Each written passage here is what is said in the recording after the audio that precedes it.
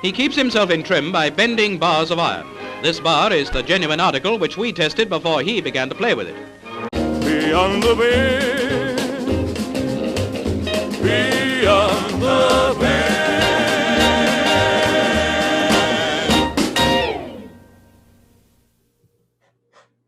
All right, Mighty Mike, welcome to Beyond the Bend. Glad to be here. All right, man. It's great to have you here. It's a unique perspective.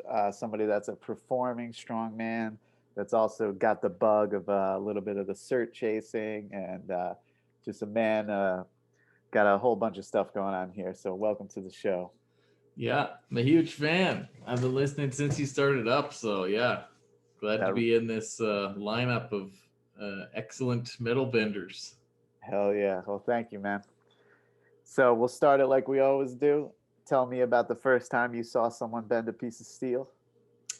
Okay, first time was on the internet, Dennis Rogers, and I was looking up strongman tricks, who's doing it, and then first time I saw somebody in person, Dennis Rogers. I went to see him in his studio in Houston. He does like coaching one-on-one. So I signed up. Said, okay, I'm already doing a strongman show, and I'm not that strong, so you gotta help me out, see what we can do. And I saw him bend a horseshoe, and I was like, wow, that's great. What's the lightest one you have? I'm gonna take him, and I'm gonna go to Australia right now. So, yeah. All right, so I gotta know, like, how did you get into becoming a performing strongman? Did you just decide one day, I'm pretty strong, I'm gonna just take this to the people? No, and that's kind of why, like, if you're looking for like bending tips or you're not gonna get it on this one. Listen to Don Cummings again. I don't know, but yeah, I started as like a juggler. So when I was very young, like I was like 10 years old, and I was like a juggler. We have a festival in Halifax, Nova Scotia, where I grew up. That was like a busker festival, and I'll say this a few times. So a busker is a guy that does a show, and then after the show passes the hat. It's also the guy on the corner who like plays guitar with the hat out. But in Canada, there's a lot of festivals for like busker fests. So that's what I'm saying. A lot of people in the States don't know. They're like, a buster? It's like, no, busker. It's like it's respected more in Canada and Europe than I think it is in the States. It's kind of like seen as like, oh yeah, like a panhandler. It's like, no. It's a show. And then, when there's a festival, you can do pretty well. So I saw this when I was a kid growing up in Halifax. I was like, amazing. That's what I'm going to do. Grew up, put it aside. It's like, that's crazy. There's no way you can do that. And then got a political science degree, got an insurance job, just put it completely aside. And then years later, I was like, you know what? Maybe I should go to a juggling club. Went to a juggling club again, met a friend who was doing busker shows, and I was like, oh my God, I used to really want to do that. And he kind of taught me how to do it. And then that was the real bug I got, like the rush of trying to build a crowd from nothing and make money on the street. And then I had to decide, okay, what show am I going to do? A lot of juggling acts out there. I'm not a good magician. And somebody just said to me, hey, you got a funny mustache. You should do the old strongman show. And I was like, great. And I just got the costume and would like bend the smallest piece of rebar you've ever seen in your life. Like a kid one time like picked up my rebar and like stepped on it. I was like, give that back. And he bent it. I was like, I need to bend it back. I got a show. I would juggle like 2 torches and a brick, because a brick is heavy, right? It's like, it's not heavy. It's like a pound. And I would be like, so there wasn't any strength at all. And then I started to kind of be like, all right, I got to learn some real strongman tricks. And that's what brings me into this whole world. But yeah, wow. Went at a very weird way. That's fascinating, man. That's cool. So how long ago was that? That was like 6 years ago now. Yeah, used to be like, I've been doing it for 5 years but yeah, 6 years ago now. The last year was pretty much completely off the books because of COVID, which sucks, but it is what it is. But yeah, I started when you're trying to get better at these shows on the street, especially in Canada, you have to go around the world. You got to have like the summer in Canada and then summer in Australia or New Zealand, but pretty much there, and then just back to Canada and back to Australia. And I did that for 6 years straight of just nonstop shows, grinding. And then, you start getting festivals, people hear about you, you meet other buskers, and then, it's just, you get into the community and away you go. Wow. So you're doing this full time, no more insurance job. Full then? time, yeah. Actually, I did both for a while, and I had got into the festival in Toronto, because that's where I'm here. I'm at Toronto right now, and I was working downtown insurance company, and they knew, like, they saw the mustache, and they were like, okay, this guy's doing something. And then I got into the Toronto Busker Festival, and then the boss like put down the newspaper on my desk and like opened it to the page of me and was just like, and then just like walked away, just like, I know what you're doing. And then later on, he was like, you got to decide, are you gonna continue your career in insurance? Or are you going to be Mighty Mike? Because I took so much time off. I would take unpaid time, and I'd just be like, well, it doesn't matter. You don't have to pay me. But they're like, what are you doing here? They couldn't fire me, though, because I wasn't like doing a fireable offense. I was just like, and then they said, okay, you've really got to decide. And I said, I'll decide when I get back from Boston, because I had like a gig over there, and I came back, and they basically were like, here's our offer. You could take this money, and it's like, we're buying you out. Just leave. Don't sue us. Yeah, get the hell out of here. I took the money. That was the first year in Australia. Yeah. Whoa. Wow. Sounds like all my friends in bands, man. Same deal. It's just like flaking out on the time, even trying to take it unpaid and whatnot. It's like, it's tough.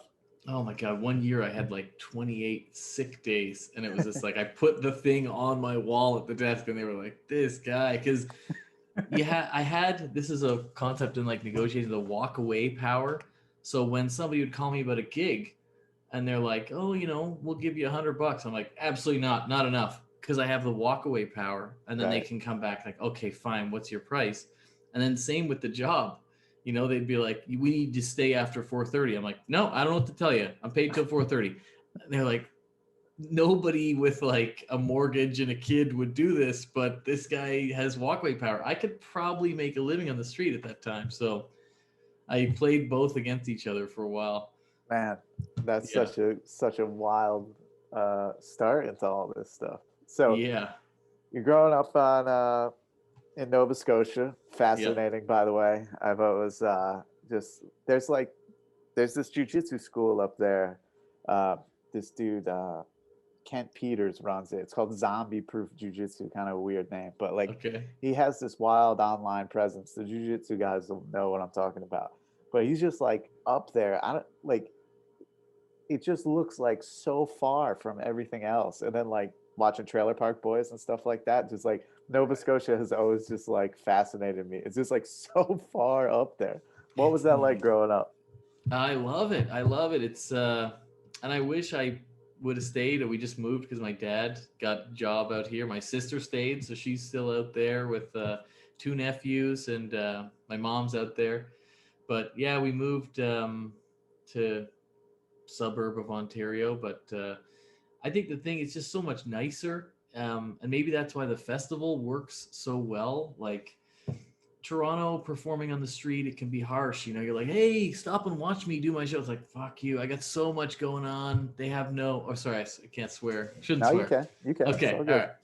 Well, family friendly.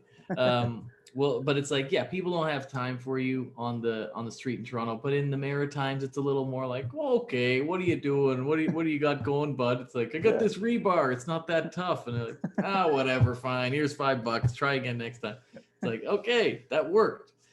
So people are just so nice out there. Like the further you go east, they're just, time slows down. They're more chill. So yeah, I love it. That's cool. All right. So you're a kid, you're doing a little juggling. You playing any other sports or anything, or what's going on physically? No, I mean, God, I wish I was like bullied. So my parents put me into karate so I could be like bullied, like in an official capacity. Now guys are kicking the shit out of me with like a big pad on my stomach. Like this doesn't help. it was like a hockey town, Bedford. It was like a suburb of Nova Scotia, and it's like, and then I'd be in soccer. I couldn't skate, so they put me in soccer, and I'd just be in goal because I'm like a fat kid. And then it'd be like, people would kick the ball, and it'd be like, oh, you let it go, and it's like, well, I wasn't trying.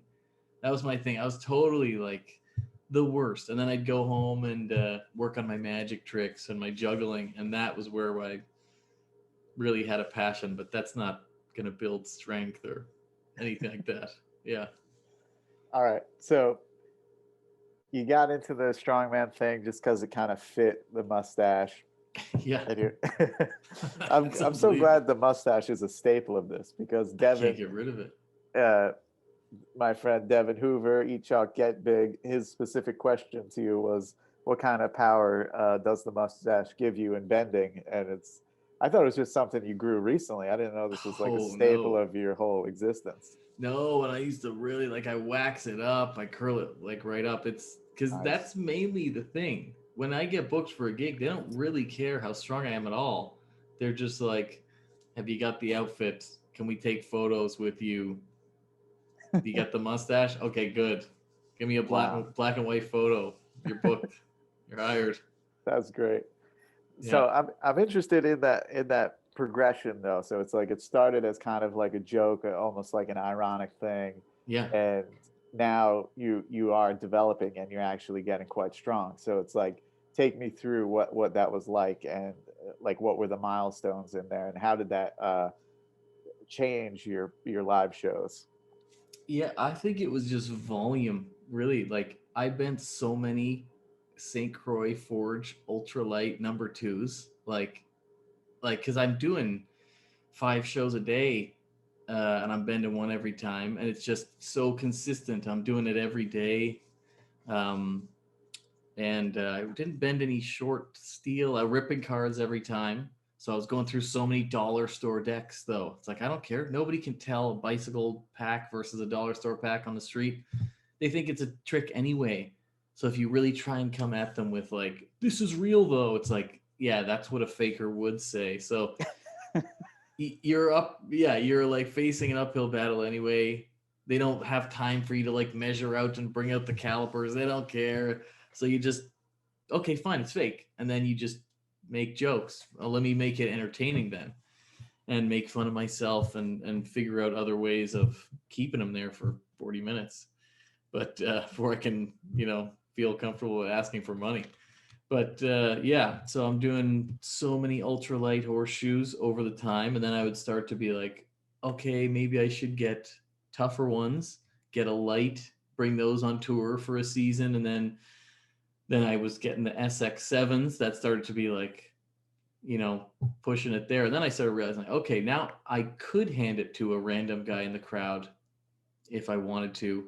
And then it's almost like, now that's the phase I'm at now because of COVID. I started working out more. Like, normally I'm on the road, I'm eating like terrible, drinking too many beers on the, it's not sleeping, always jet lag. And so there was no consistency to the training. But now it's like, oh, damn, I'm going to have to come up with other jokes, or maybe I will challenge a guy in the crowd to bend something, which is for anybody too who's listening. If you guys are thinking about doing a show, it's like, that is a pitfall for performing strongman for me always. Like, that vibe it brings to the show is just like one or the other. I find like either you got to be like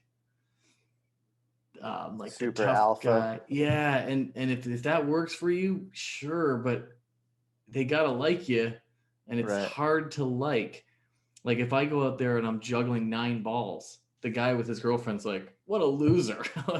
what the hell's wrong with that guy? If I go out and I'm like, I'm stronger than everybody here, the guy with his girlfriend's like, no, he's not. Let's go somewhere else. Like, I hate this guy. Maybe they'll kind of respect you, but there's that like, ooh, you put such an odd vibe into the air. I haven't seen somebody really do it well, in my opinion. So wow. Yeah. You kind of have to like weave it like super tactically in there. Yeah. I hadn't thought about that. Yeah. It's different than any other thing, I think. Maybe magic, because you're kind of being like, I'm smarter than you. I tricked you. And they're like, no, you're not. But like, I'm stronger than you hits at like such a Oh yeah. ugh, I'm uncomfortable with this. And Definitely. then, so you got to be like, no, it's just a trick though. It's just whatever. And they're like, okay, fine, we can keep watching. Or yeah, some other way around it. So how what was the first time you bent a horseshoe? What was that like? Was that at Rogers training camp? Yeah, Dennis Rogers training. And I bent it. I was trying to bend it. It was the ultralight, dude. It was the ultralight number 2. And I'm just like, this is my like level of strength. I was bending it against my leg, pushing so hard. And he's like, come on. Like he probably had a whole progression waiting to see how far I get. And it's like, oh, whatever, I'm taking your money, but this guy's not good. And I start bending, and then my nose started bleeding, like What? classic, Whoa. like loser guy. Like, "Ugh." And then he like takes a rag and like cleans it up. He's like, that's all right. And how normal he treated that was another weird, like, what the hell am I getting into? Like, oh yeah, Yeah. it happens. He's got his blood rag. I'm like, I don't know if I want to go back to juggling, but yeah, and then yeah, he probably like configured his expectations for me at that point. It was like, okay, we'll try and just get him barely doing the horseshoe. The nail in the board was another one. I was doing that one, which I don't think is as much pure strength. It's just like a kind of a trick, you wrap it up and it's like a mental thing kind of. Right. Everybody always holds back at the last minute, so as long as you don't do that, you're pretty good. But Yeah. yeah. How about the card tearing? What was Card that like tearing your first time? is I think tough. I mean, if you're doing a bicycle pack, and I'll like make a big deal about it, and I was like, this is a bicycle pack, it's sealed, whatever. Yeah. But I think I also bought his thing, the ugly rubber. He had this little Yeah. rubber thing, and Yeah. so that was one of the first ones. But it took so long before I could do it. It was in like 2016 at a festival, Kingston Busker Fest. I was in the hotel, and I was like at like 45 cars, and I was like, just jump to 52. Oh, and it was this huge moment. I was so happy to finally, but I was like fully Mighty Mike by that point. So it's kind of like nobody cares whether you can actually do this stuff if you're just performing it. So that's why it's funny so here. wild. Well, it's funny here. I'll say this is like something I wanted to bring up. Like this exists in the juggling world. Like everybody who performs juggling and like hobbyist jugglers are a different world. Like if you can juggle 3 balls, make some stupid jokes, you got a show. Right. But then the hobbyist jugglers are like, if you can't at least do like 5 or 7 or something like that, it's like, go home. What are you doing here? You're coming out to the convention. And so same here. I think the benders have a thing like that where it's like, to do a show, you don't have to do any of this stuff that you guys are doing here. And but it's nice because getting into this world for me is like, wow, this is how you get better. But then sometimes you focus on stuff that I wouldn't ever really think of doing. Or if it wasn't COVID, I definitely wouldn't be doing the red nail because nobody cares. There's no way you can justify that to a crowd. It's small. It's like this weird thing. It's like, what's he doing? I don't know. He's making a big deal of something. He's talking a lot about it. And then I think as Adam Glass said, been a big spike or something like that. Like the bigger the bar, even though it's easier, it's like it's big. Right. They care about that. So yeah. No, I'm glad you brought that up because that was like one of the main questions I had was like, what does that do in your mind? Like to know, especially as this like progresses, people, COVID's still a thing. People are bored at home. A lot of new guys in the podcast. There's just like a lot of momentum with this, and we're seeing the evolution of bending like take off right in front of our eyes. Week to week, sometimes day to day. Right. Like with that bar being raised and more people involved with it, does it mess with your mind at all? Like just going, or you just know that like to 99.5% of the population, a nail is a nail and it doesn't matter. Like, yeah, pretty much. Yeah. And it's all about how you sell it. It's complete, like, yeah. Cause there's a story of a juggler guy at one of these conventions. Cause we have these juggling conventions that would be cool. That would be like, well, Don is having his thing, his bending convention, but same kind of deal where like these technical jugglers, they all work at like Google. It's like a math mind thing for juggling Yeah. or whatever it is. I could see that. Yeah, and they all get together and they're just like doing crazy, and they call it sight swaps. This gets a little technical, but it's like the height you throw it is related to a number, and if you kind of calculate the patterns perfectly, it's like, wow, that sight swap is like a math equation he's juggling. Wow. And then I go out there and I'm like, 3 balls under the leg, ooh, behind my back, behind my other back. It's like, oh my god, these, and then I'll kill it. I'll get the crowd. They had a guy, an amazing convention juggler, went out and said like, I could do a show too, and they were near a famous pitch in the States, and then he went out, did his 9 balls, and just like died, and then realized like, oh shit, this is so different than being a show juggler, and he didn't want to do it. He was like, no, but I'm in it for the pure, like the skill. Right. It's like something, balancing a golf tee on with a golf ball is one of the hardest things to balance. But if I do that on the street, nobody cares. But I balance a sledgehammer, which is like easy to balance because it's heavy at the top. Then they're like, oh my God, a sledgehammer. Like, you got to know what people think is impressive. Yeah, that's so wild.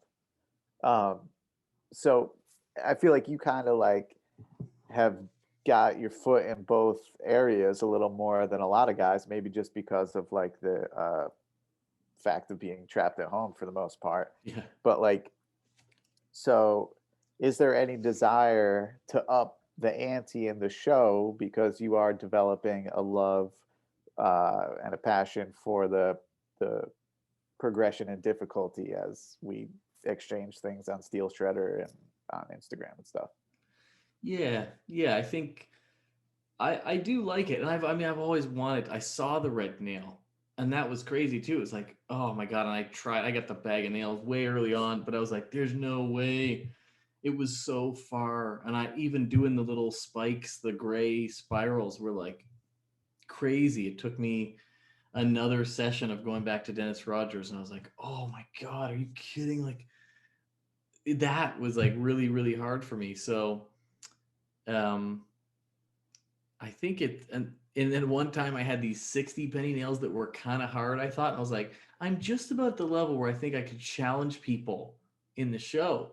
Yeah. And so I was in Kuwait at a gig, and then you go to work in malls in the Middle East. So I was in a mall, and then all these like big guys that are like just rich people, and I would challenge them, like, if anybody can bend this, I'll give you whatever, 50 dirhams or something like that. It was like a decent, $20 or something.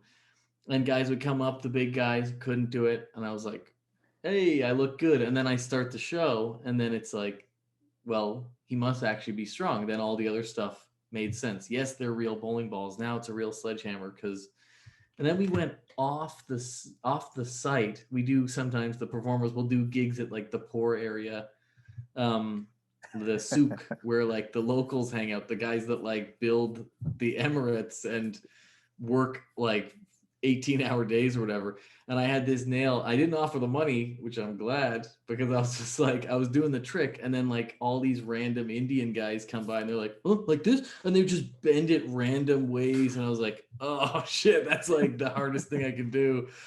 And all the other performers are like, okay, how much to delete this footage, like, of just like 20 random dudes bending the hardest thing you can do. Oh man. Yeah, that's but crazy. I think a red nail, I could maybe go back to that area and be like, come on, pretty unlikely. Right. Right. Yeah. So it's nice to kind of be at that level where I could if I wanted to, but Nice. yeah, I'm not sure. I don't want to bend a red nail every show. Gosh. Yeah, right. I feel like with the horseshoes, you could probably get away with a little like sleight of hand, because if one of those things isn't wrapped right, that you're gonna have to have a savage dude like bend that thing. I know people, obviously people we know bend them barehanded, but Right. I'm just saying, like, the first time I ever tried a horseshoe and I didn't know how to wrap it, the thing's a Mhm. nightmare. It doesn't matter if it's an ultralight or not. That's true. And I mean, normally what I even do in the show, I'd be like, here's a horseshoe, I'm going to bend it, and you do this. Uh-huh. Andrew got, he's trying to pull it. Yeah. I mean, and then I do this weird thing against my leg and I'm wrapping it up this way. And he's like, what the hell? Like, that was a scam. But then people have already completely forgotten about it by the time, well, that big guy couldn't bend it. And now Yeah. this guy's bending it. I did have one time in a show in New Brunswick where there was this big guy, like a fridge guy, sitting there at the start before I went on, like there to see the strongman. And I was like, Jesus Christ. He was like, it was obvious he was there the whole time. I start doing it, I'm dancing around. And then I was like, I got a horseshoe. I need somebody to help me prove it's a real horseshoe. And then like he just like hand up and everybody knew. I was like, I'm gonna let this guy try it. But even if he bends it and then I can just bend it, you better give me money at the end because look at this guy. And I tried to like get out of it that way. But then he just grabbed it without a wrap and just did like this and just pushed it and bent it. I mean, it was just an ultralight. Wow. Yeah. But I was just like, Jesus Christ. Anyway, and then as long as you can kind of, that's the thing. If your whole show is based around like being the man, what are you gonna do there? Right. There's always a bigger person, and it was more fun the way I handled it. I got so much material out of that. All the other performers are like dying. It's like, wow, that never happens with a juggler. Some guy just comes up and does 9 balls because nobody juggles, but everybody does strength. So it's always something somebody's might be able to beat you at, especially all this arm wrestler stuff. And now, and like, oh my God. Yeah. How often is it? Pretty often that you come across somebody that's there to kind of just like prove he's the man and like hope he gets called on? Not really. No. I had that in Austria once. These guys that were like, again, clearly they're like this group of guys that were there. And then I started with the water bottle, blowing up a water bottle. Cause at a big festival, sometimes I'll do that because it's just a great crowd build. And just like, if it pops and it works, then it's such like, you've got them for the rest of the show. You can do anything. That's awesome. Mostly. But then with these guys, and they were like, oh, they're like hyping me up like they were at their bench press meet or whatever. And I was like, oh, blowing up. It popped. And then right after that, though, in the show, I go into like a K-pop dance routine, like a Korean pop routine. I learned a full routine that like a girl group does. So it's like these weird moves and like I'm like doing it, and they're like, because that's the way I kind of do it. I try and make it like just a trippy experience. I'm doing strong stuff, but it's like, what is he doing now? And before you know it, I'm on to something else. And I brought up a lady or I brought up a kid, but they were totally just like pissed. I could tell these guys were like, yeah, I'm glad they left because they were just so disappointed in me as a man. I was like, That's I don't so need you funny. here. Right? Yeah.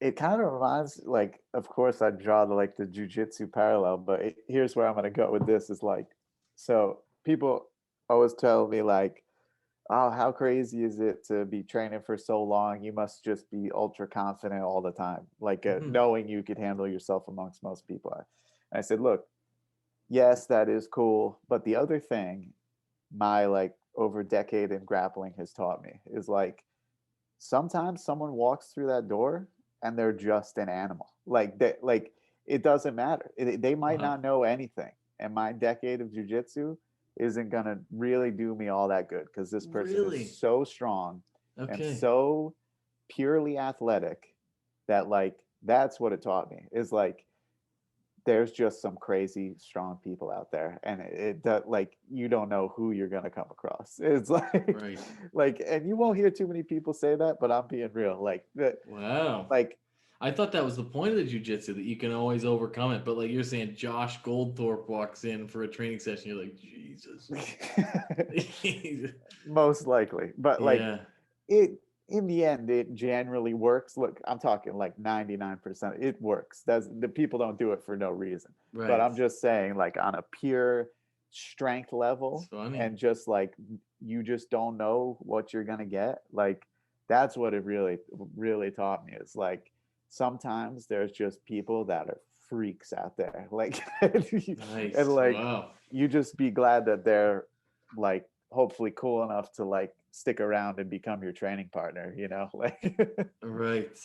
I did jujitsu once actually. This guy in Boston, he's like a purple belt now. His name's Alakazam. His show Alakazam, the Human Knot.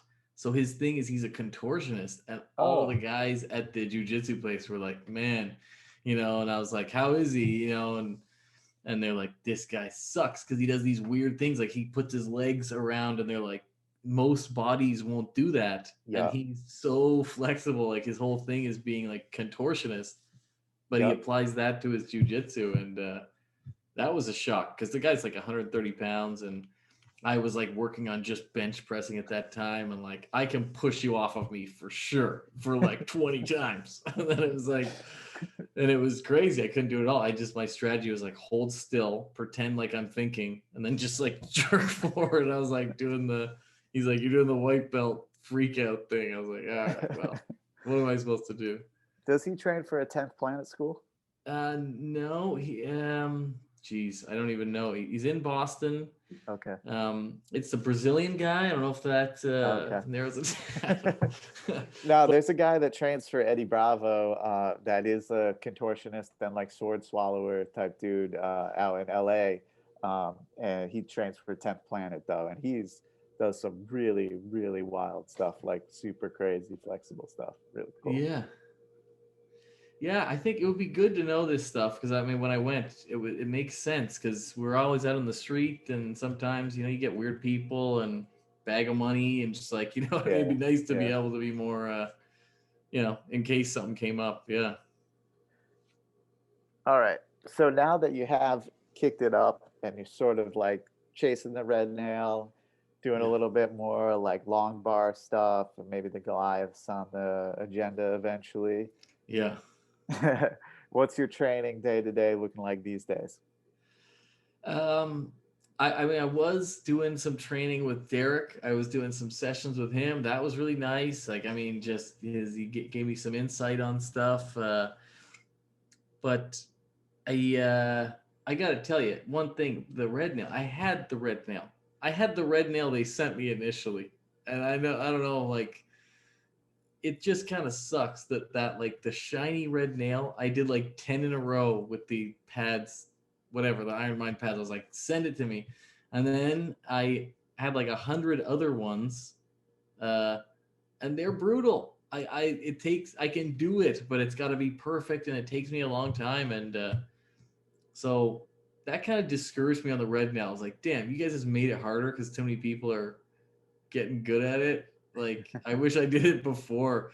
But anyway, I'll do it once a week. I think at this point I'm bending something, horseshoes a whole bunch, or the short bars, or the long ones. Today I did some long bars.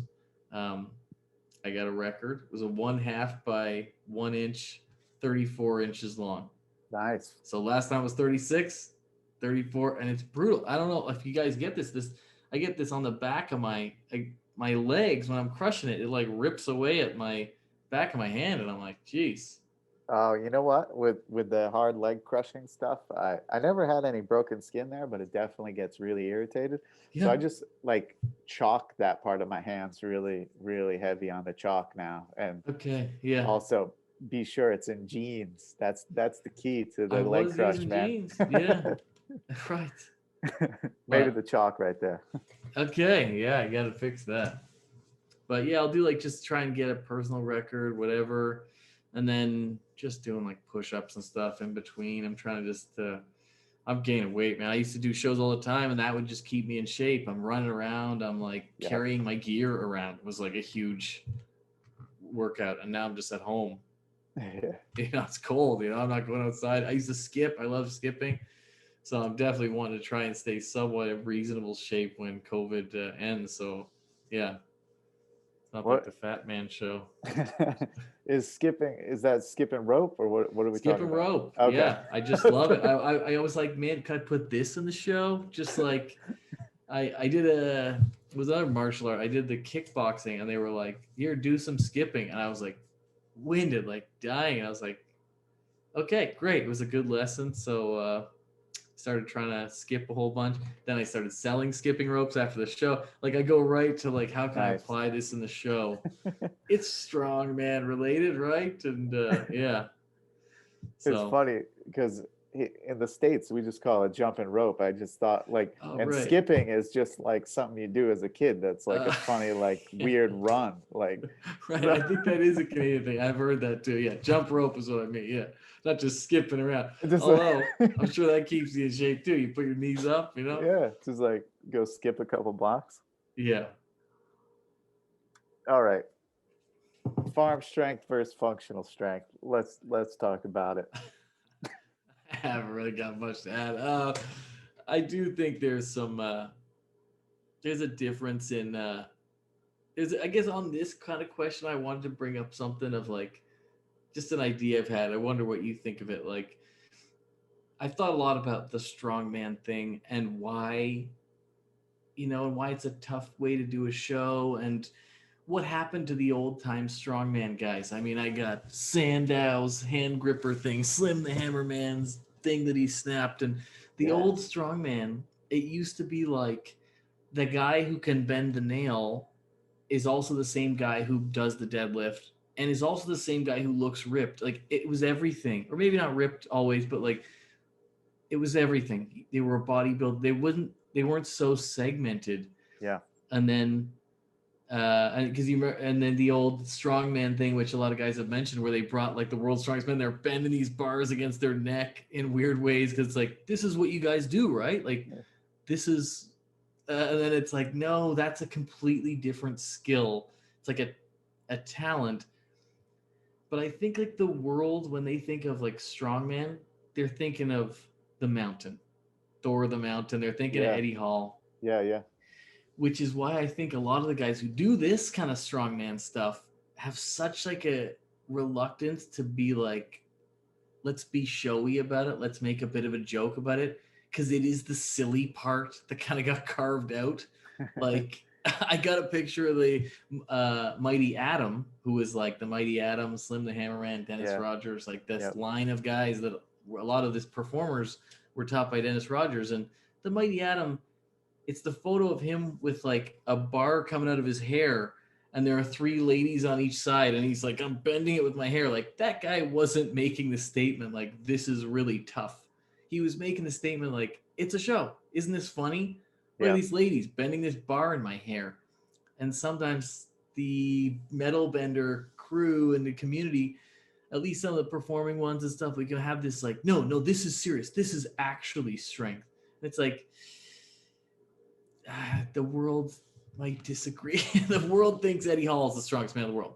You know, they don't necessarily think the guy like, well, I can lift this with my little finger, so technically you don't know. It's like, well, you've worked on a weird little thing.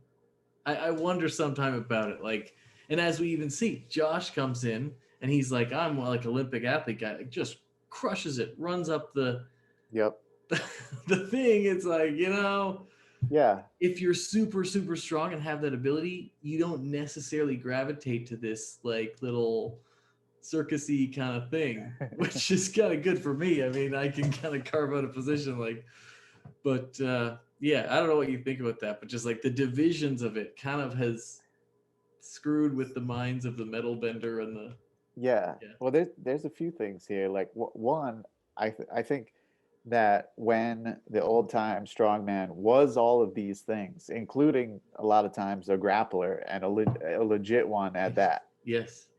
I think that rules. Like that was like my inspiration to even like get into any of this. You know what I mean? Like, I just think like a guy that's like can deadlift some heavy stuff, have people like stand on his back or whatever, bend some nails, tear some cards, like, and also looks cool. Like, that's the full package, like that's very interesting to me. And I wonder why, I suppose just like instant gratification and like gaming the system to some degree is why everything got so segmented. Was just like, okay, I want to look ripped, like figure out a program that is just going to make me look super strong. You'll be strong, of course, but like, that's not the goal in mind. Right. And it's like, and then the other people that was like, I don't care if I have a belly, I just want to, squat 1,000 pounds. Like, that's another thing. Like, and then like, sort of, I guess I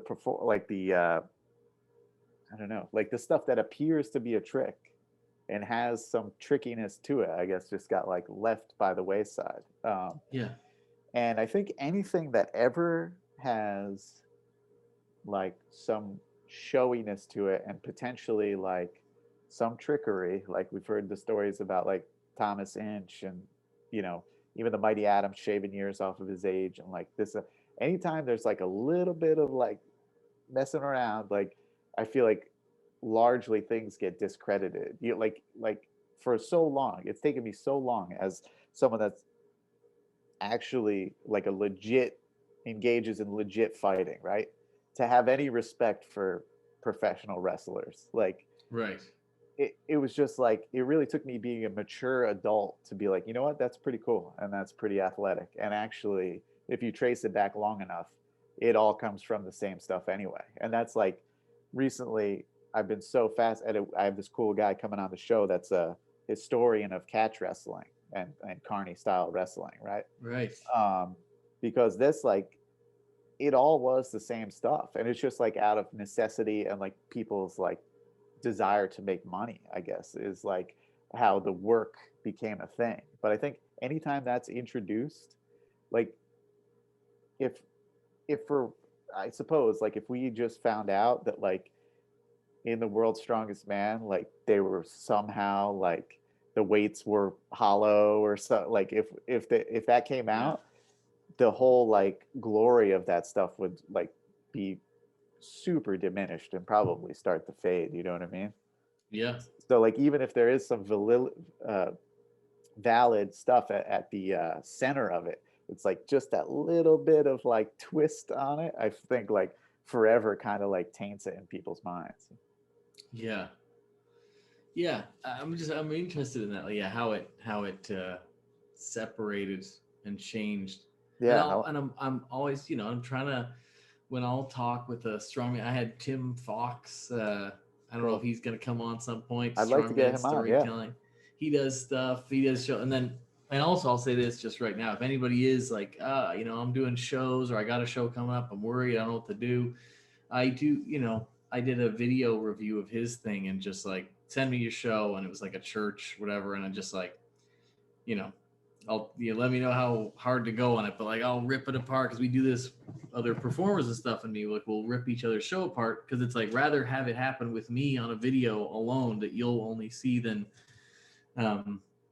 like somebody on this telling to their friend, look at they're pointing this shit out whether you like it or not. So yeah, I'll point it out to you now. You can tighten it up, but it's like, man, embrace the show of it. Like the wrestler, it's like, yeah.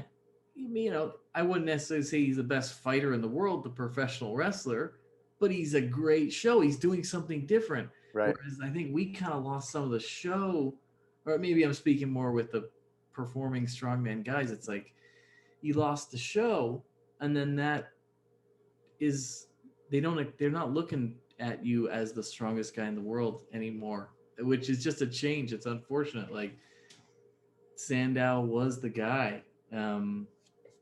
And also another thing of this whole bodybuilding, like you talked about, I got a friend who's a bodybuilder, like, and he's not bending the bars or whatever. He's not actually doing huge deadlifts. It's very kind of lightweight stuff, but it's all about the eating. And when I went to the fitness expo, the power lifters over here, a couple people watching, weightlifters, the strongman guys who I was there to see, like lifting the big stones, like 10 people watching, like their family members. And then the guys on stage, the massive stage, are just the spray tanned, like, that's what the world cares about. And I was like, damn, I got to get skipping. I got to do my abs. I got to do some jump rope. But, and then CrossFit had a lot of people because that's like a cult or whatever. But right. Yeah. You know what else I think it is too? And it's like, maybe this is just my own personal twist on it, but like, and I brought it up on the show before. It's just like,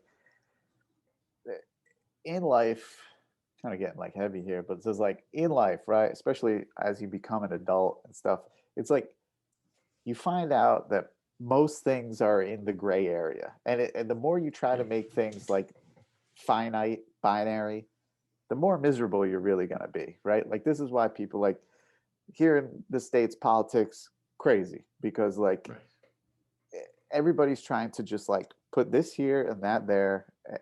End of story, right? So it's like I think at least me personally, I'm attracted to things that I can look at and be like, it's one way or the other. Did I lift that weight? Yes or no? Right? Like, does it actually weigh 400 pounds? Whatever. Mhm. Yes. Did it go up? Yes. Like, this is very simple things, and that's very attractive to me, like at this day and age. Right. Same with like bending a piece of steel. Like, did it go or did it not? Right. So it's like, I think people, going back to the old time strongman thing and like the why people might go hard on the show aspect of it is like, people look at strength in a very binary way. It's like, Mhm. strength is strength no matter what. Like, 400 pounds is 400 pounds, like regardless of anything. So if they're like immediately going into it, judging it on a surface level strength thing, and you, God forbid, you have somebody in there that's like a horseshoe guy, and he's like, oh, it's only an ultralight, like I'm snapping those things, like, and I'm doing, Yeah. whatever. Like, I guess that's like natural human nature. But I guess what people should probably take away from, if they're hearing this podcast or whatever, like, is to go into the strongman show with a whole different outlook on it, and be going to view it as just that, not a test of strength. Go check out actual like Eddie Hall and those dudes for like the test of strength. But the old time strongman thing is more of like a show and some aspect of entertaining, right? That's the way I see it. But I also think that I'm kind of a bit unique in that way of where I've like the first time I did it, and Dennis Rogers was like, well, no, you're not going to do an ultralight in the show. Like, people could do it. I was like, no, I'm good. Let me get a box of ultralights. I'm taking them to Australia right now. Like, I don't care. I immediately went to like, because maybe it's the juggling mentality of like, I'm not going to get stuck learning how to do 9 balls. I know so many people like that. And I look, no, that's dumb. Because you only got so much time in your life too. And are you going to get good at the skill of making people stop and watch you? That is a skill. That's a red nail. And for me, that is my like real red nail. Like, Yeah. can you go out onto a street and make people stop and watch you for 40 minutes and then at the end be like, oh yeah, you got to give me money now? It's like, that is difficult. That is psychological grit when people are just like in the middle of it right before you're talking about the money. They're like, let's get out of here. This guy's a piece of shit. And they just walk away like all the time. And you're like, oh, I need this. How am I going to pay for my like hostel tonight? That kind of.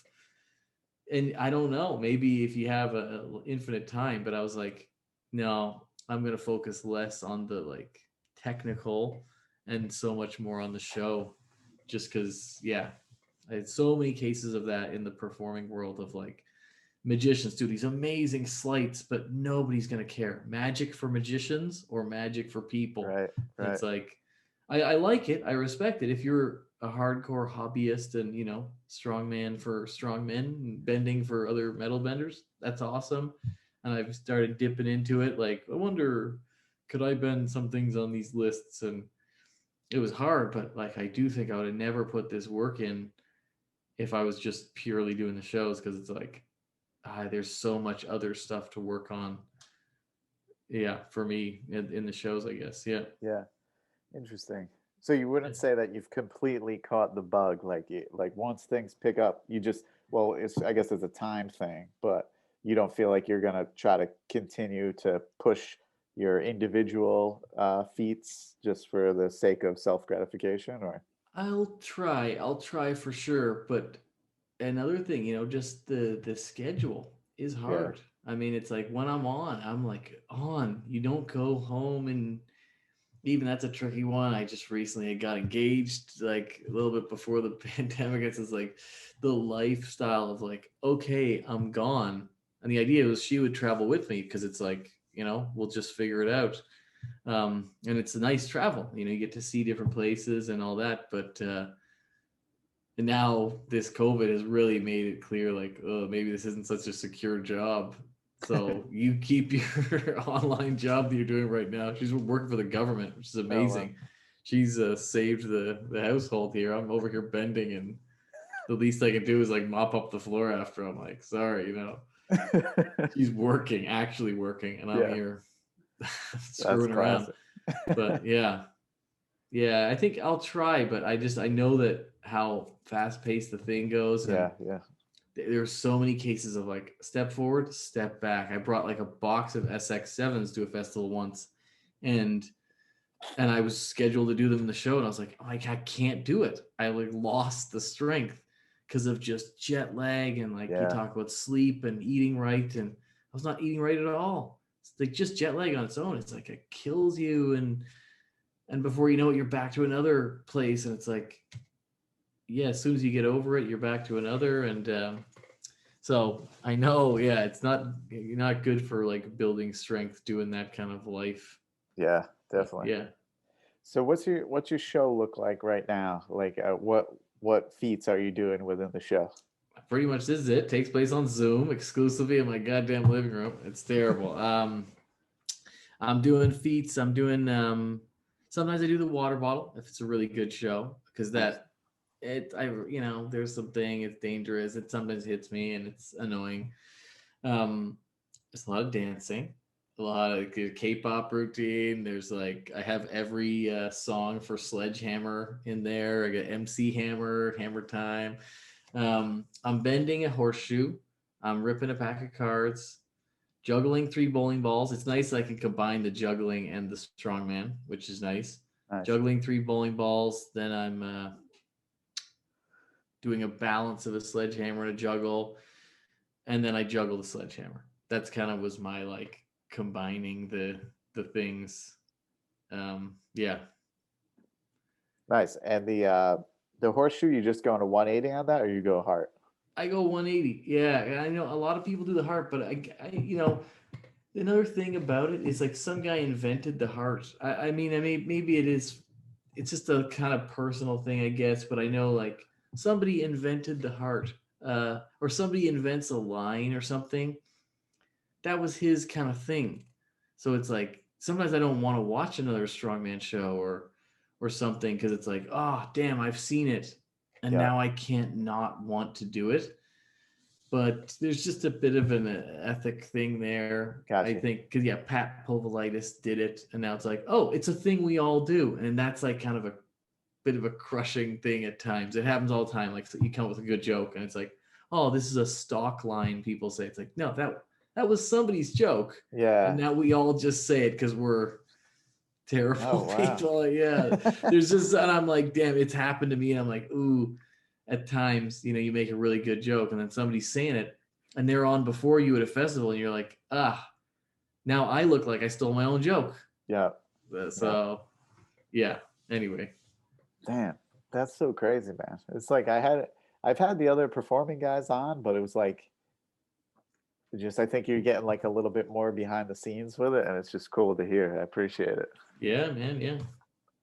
All right. Well, we're about to kick off the medley, but before that, I want to remind people that Devin Hoover, the man, Eat Chalk Get Big, is like selling bending starter kits and wraps. He's got leather wraps and suede wraps. Then also my good buddy Dan Dring in the UK has somehow figured out ways to get the good British people horseshoes. So if you want to do some horseshoe bending and snapping and you don't know a farrier, you can just contact Dan and he'll hook you up with some horseshoes. And he's also got some wraps going. So a couple former guests that have a little bending hustle that I want to make sure they get a shout out. Nice. All right. Medley. Favorite thing to bend? Favorite thing, I guess horseshoes, the original. All right, nice. Hardest thing to bend for you? The new red nail. I'm going there. You changed it. All right. Strongest bending style for you?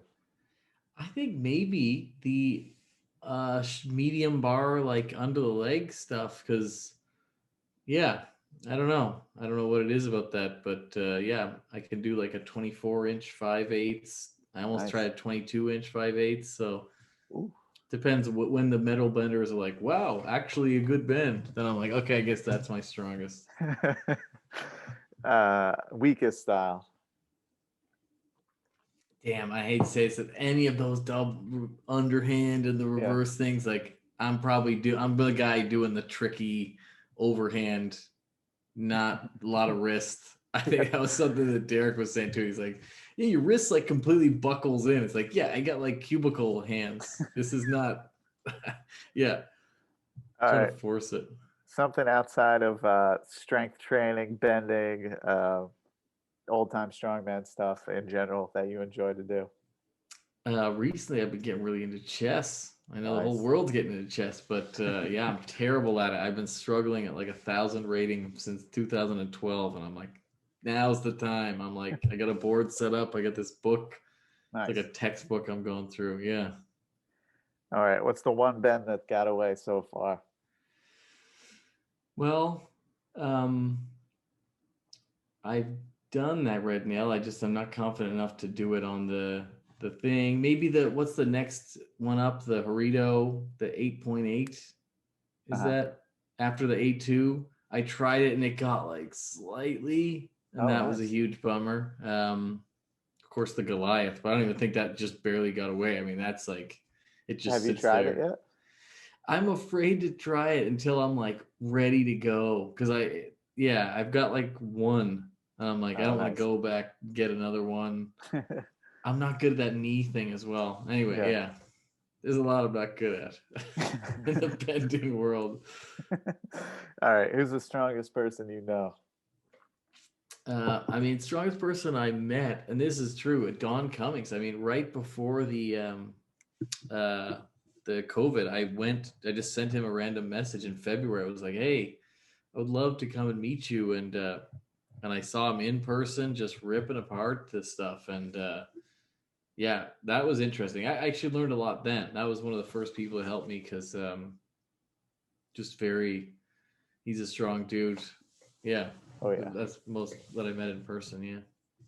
And you did like a performance for him, right? Or We did a thing because he was like, oh, the idea was like, I'll try and give you tricks, ideas for your show. uh-huh. On the flight over to his place, I had like written so much stuff about like this like strongest lawyer angle, and he was like, yeah, I don't want to do that. I was like, God, that's like a whole material. But so many jokes like, oh man, this is how I pass the bar. If I get you in jail, I'll just bend the bar and get out. Like, I don't know, so many things.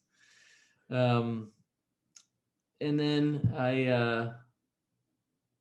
he was like, yeah, my kids are going to like a birthday party or something like that for like their 10-year-old friend or something. That we went over there and did it. And I did like the water bottle in the living room. They were like, Jesus, this is a bit much. And then he did like a wrench, but yeah, it was good. We got to like test it out in real time. That's cool. Yeah. Actually, Don wrote in for a question for you, and he wanted to know what some of your favorite performances were. We might as well go over that now. Jeez. Okay. I always go to this. Like, I was in New Zealand, a street festival, Auckland Buskers Festival. And, at this time I was like very like 2018 maybe. And I was like very like locked in. So you said kind of go on autopilot. And I have the sledgehammer and the bowling balls all set up to music. I'm running around and then building the crowd. And then like a homeless guy comes onto the pitch in the middle of the circle, grabs the sledgehammer because I had thrown it once and I caught it, and then I move around. And he grabbed the sledgehammer and just threw it, and it like knocked onto the ground. And I was like, please don't do that. I didn't know what to say. I was like, geez, you could have killed yourself. And then he like leaves. And then I was like, okay, I continue on with the show. I'm juggling the bowling balls, and he comes in and throws a fish head at me. And I'm like, and then the show just had to stop. Everybody's laughing. He's just kind of like, and it was this standoff. I'm looking at this guy. I'm seeing the fish head. I'm like, I just really broke down laughing. I was like, this is the craziest. This is going to be one of those stories. And then everybody started laughing. It was this like, this is real for a moment. And that's what you're trying to get in a show of like, this is actually happening. That's why it's tough on the internet or whatever. Like, no, it's like a recording. It's like a YouTube video, but like this moment will never happen again. And then I kept like, I got rid of the fish, but then it smelled. And I was like, man, I got to stop the routine. It still smells like pit. Like, this is such a one of a kind show. And wow. it was a killer show just because that guy, he ended up making it happen. That's But so I took funny. all the profit. So, yeah, poor guy. That rules. Josh Goldthorpe actually wrote in and he said, what has been your favorite venue to perform at? Favorite venue?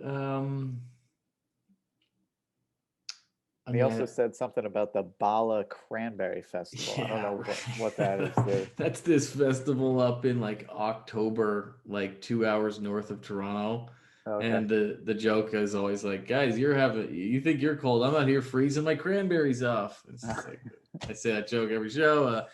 It's really cold. That's not it, unfortunately. But they were really nice to me. They booked me in 2015 when I was bending the child-sized rebar.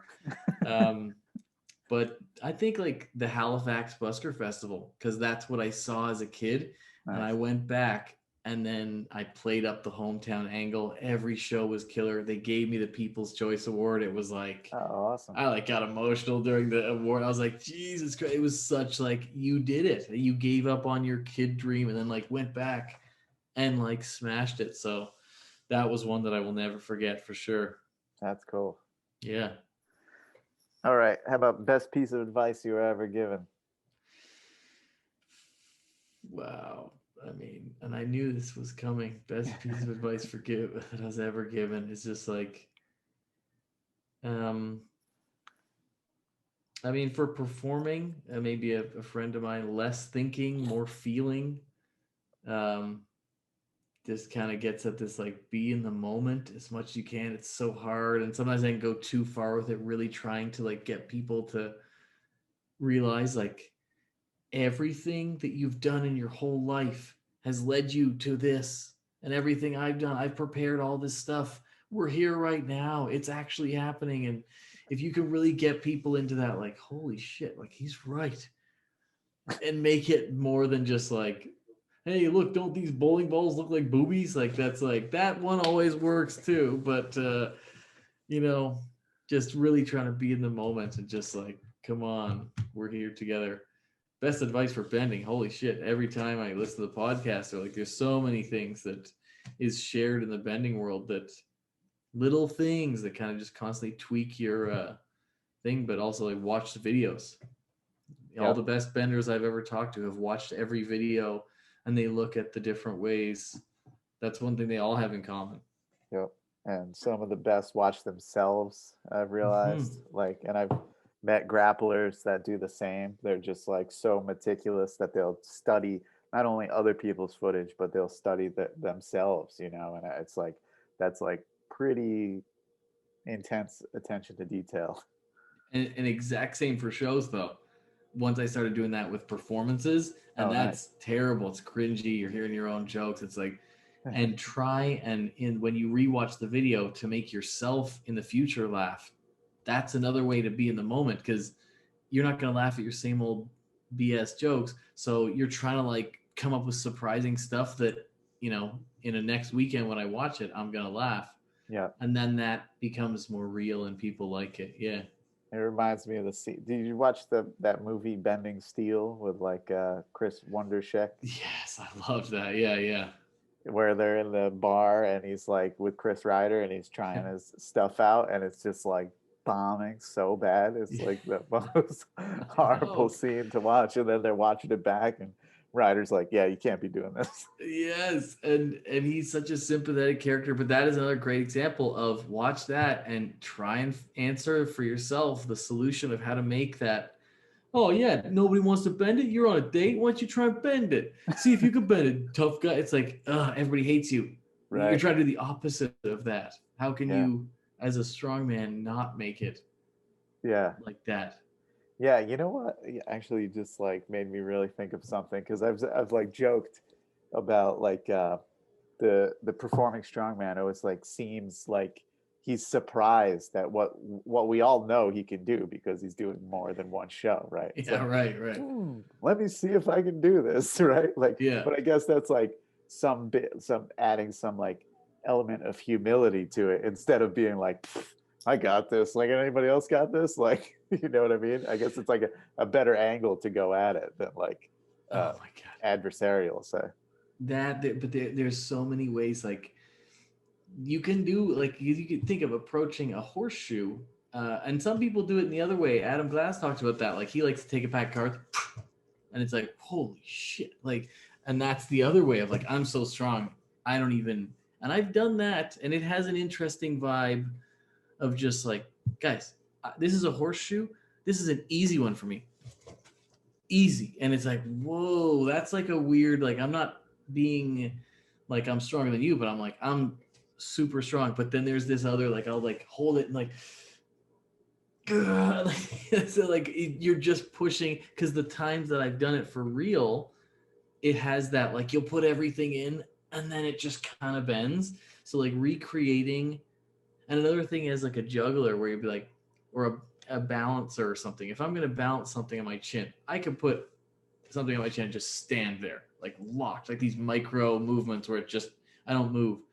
But then you think of the first time you did it, or you get a normal person to try it and they're like, whoa, like bouncing all over the place. So just like, it helps them put themselves in your shoes to be like, this is what you would look like if you were doing this. And you'd be scared because it's a sledgehammer, but I'm actually so good at it. I'm pretending to suck like you are, and I'm still doing it. Like, Right. It's that like next level. And when people see the show again and again, they're like, oh, they come back. They're like, wow, you pretended to suck. Or sometimes you do an intentional drop, and they're like, and then the second time you get it, it's like, yeah.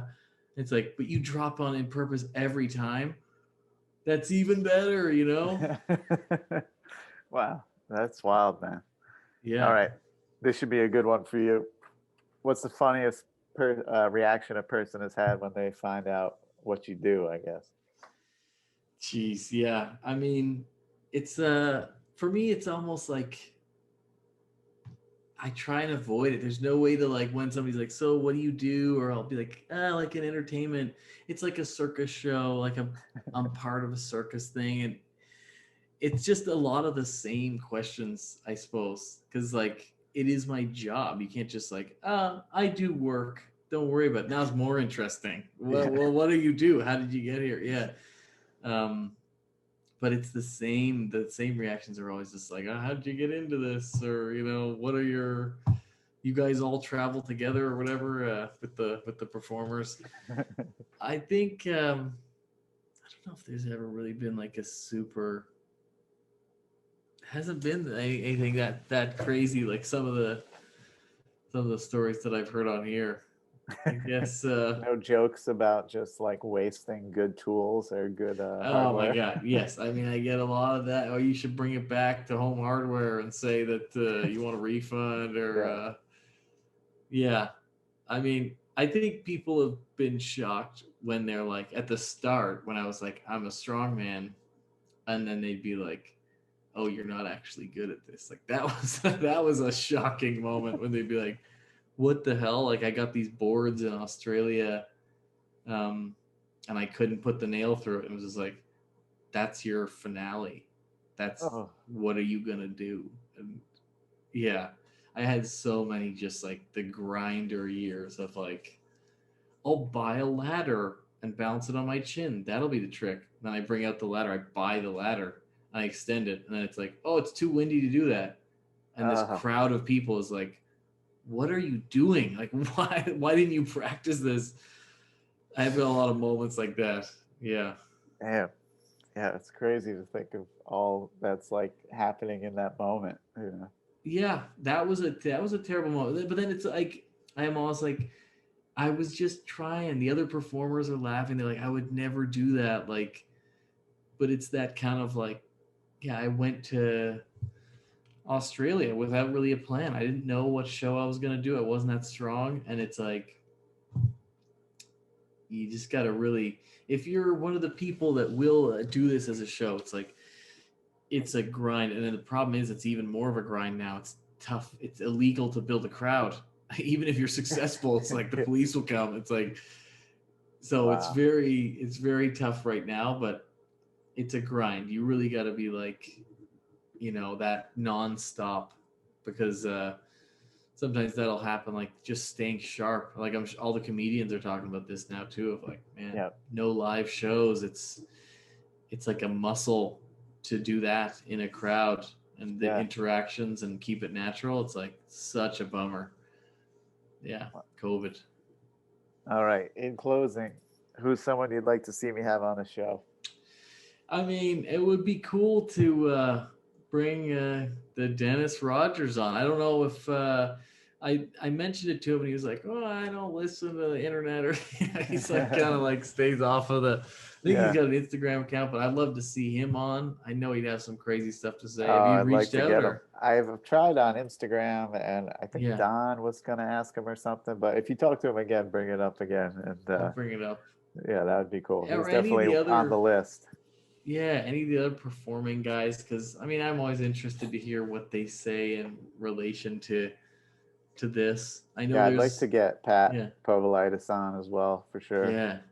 Mike the Machine, he seems to keep to himself. I reached out to him and he was like, I know, I talked to Dennis. You seem like a good guy. So that's fine. But he is very like stays in his lane, just does his workouts. Yeah, Yeah. Mike's cool. I had him booked, but then he thought like the Zoom wasn't going to work with the service he had.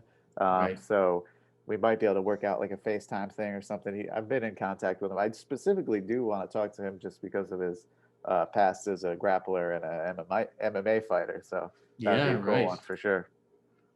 Awesome. All right. Tips and advice for beginner benders / beginner performing strongmen. Yeah, beginner benders. You can watch the other ones. People have better advice than me. But if you're performing, I'll say it again. Reach out. I've been helped in the community for this. I did a little video review for Tim Fox. I love that because nobody's really doing it, and it's and everybody has a different like venue. A lot of people are doing like the speaking and stuff, but I'll just give little advice on how to make the jokes. But yeah, be in the moment, be yourself as much as you can. I know a lot of people will get trained by Dennis Rogers and then they'll like do a version of his show, and you want to be so different and so true to your own self. That's like, there's no recognizable difference, even, and I was thinking before I come on, it's like, damn, it wouldn't be the ideal thing if everybody here who's Ben's metal decides like, great, I'm going to be a strongman show now. Like, wait. But you know what? There's so many jugglers in the world and they're all booked at these festivals. There's so many magicians. It's like, there's room. Like, and the strongman thing used to be big. It was like Houdini, Sandow, whatever. And now it's like, yeah, Houdini's still there. David Blaine. Who the hell is the strongman guy? It's gone away, and the mountain isn't it. He's not doing a show. Yeah. But we kind of like bring up the show aspect, like and I'm willing to help. So cool. Send me a video and I'll rip it apart. All right. Where can people find you if they want to book you or just reach out for some help or whatever?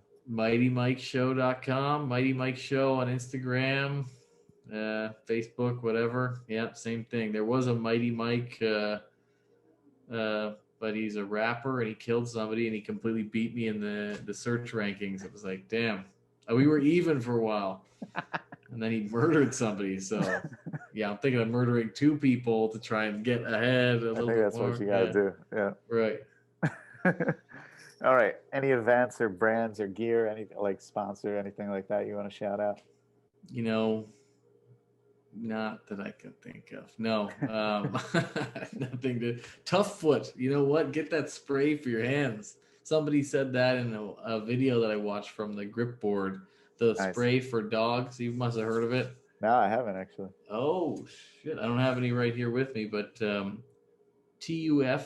Foot. Okay. And I think it was EJ said it in a video where he was talking about what he eats and what he does for his hands, and he's like, you spray this stuff on your hands, and I did notice a difference. It like toughens it up. You spray it on like a puppy, so his paws don't get scratched up, and it's like, all right. Turn your hands into paws, folks. No kidding. Yeah. That's pretty wild. I'm going to look at that. Yeah, definitely. My hands get torn up all the time. I don't know. I just like, even with all the calluses, they just get wrecked. Yeah, mine do too, but I think this has like a bit of a, maybe it's just psychological. It'll keep you at your next bending session. Yeah. Keep spraying your hands. All right, man. That's it, Mike. Anything else you want to say before we get out of here? No, man, good. Keep up the good work. I'm happy to be here, part of the podcast. I've been following it since you started, and yeah, it's great that you're building up the community.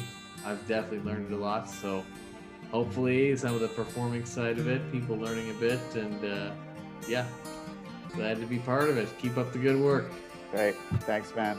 We'll Yeah, talk no soon. worries. See ya.